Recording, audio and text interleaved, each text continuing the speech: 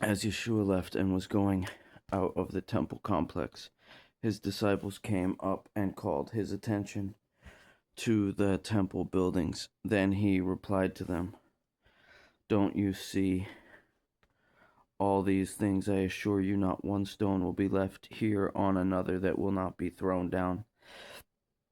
While he was sitting on the Mount of Olives, the disciples approached him privately and said, "Tell us, when will these things happen? And what is the sign of your coming and of the end of the age?" Then Yeshua replied to them, "Watch out that no one deceives you, for many will come in my name, saying, 'I am the Messiah,' and they will deceive many. You are going to hear of wars and rumors of wars. See that you are not alarmed,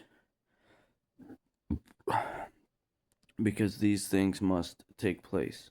But the end is not yet, for nation will rise up against nation, and kingdom against kingdom. There will be famines and earthquakes in various places. All these events are the beginning of birth pains. Then they will hand you over for persecution, and they will kill you. You will be hated by all nations because of my name. Then many will take offense, betray one another, and hate one another. Many false prophets will rise up and deceive many, because lawlessness will multiply. The love of many will grow cold, but the one who endures to the end will be delivered. This good news of the kingdom will be proclaimed in all the world as a testimony to all nations, and then the end will come. So when you see the abomination that causes desolation, spoken of by the prophet Daniel, standing in the holy place, let the reader understand. Then those in Judea must flee to the mountains. A man on the housetop must not come down to get things out of his house, and a man in the field must not go back to get his clothes. Woe to pregnant women and nursing mothers in those days. Pray that your escape may not be in winter or on a Sabbath, for at that time there will be great tribulation, the kind that hasn't taken place from the beginning of the world until now, and never will again. Unless those days were limited, no one would survive. But those days will be limited because of the elect.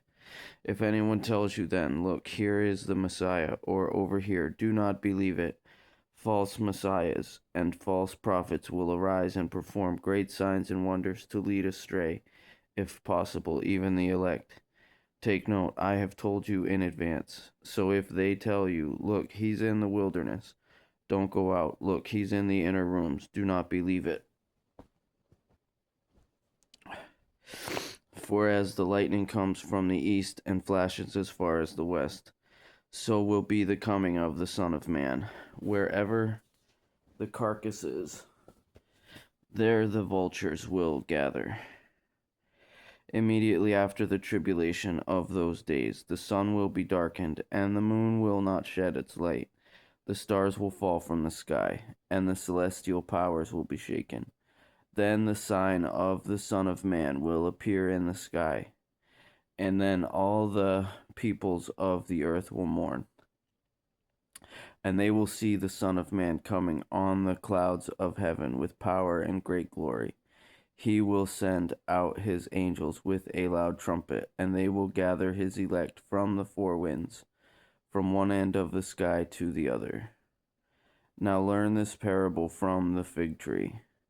As soon as its branches become tender and sprouts leaves, you know that summer is near. In the same way, when you see all these things, recognize that he is near, at the door. I assure you, this generation will certainly not pass away until all these things take place. Heaven and earth will pass away, but my words will never pass away. Now concerning that day and hour, no one knows, neither the angels in heaven nor the Son, except the Father only. As the days of Noah were, so the coming of the Son of Man will be. For in those days, before the flood, They were eating and drinking, marrying and giving in marriage, until the day Noah boarded the ark. They didn't know until the flood came and swept them all away.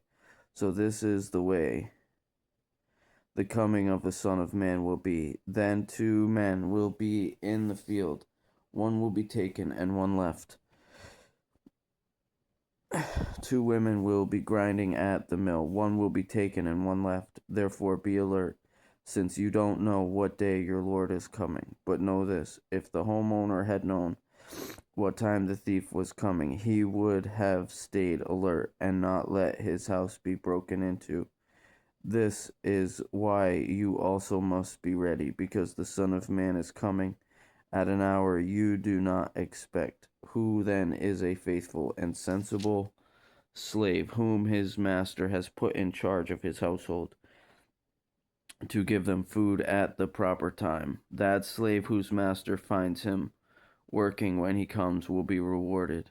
I assure you, he will put him in charge of all his possessions. But if that wicked slave says in his heart, my master is delayed, and starts to beat his fellow slaves, and eats and drinks with drunkards, that slave's master will come on a day he does not expect, and at an hour he does not know.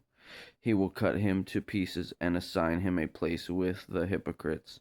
In that place there will be weeping and gnashing of teeth.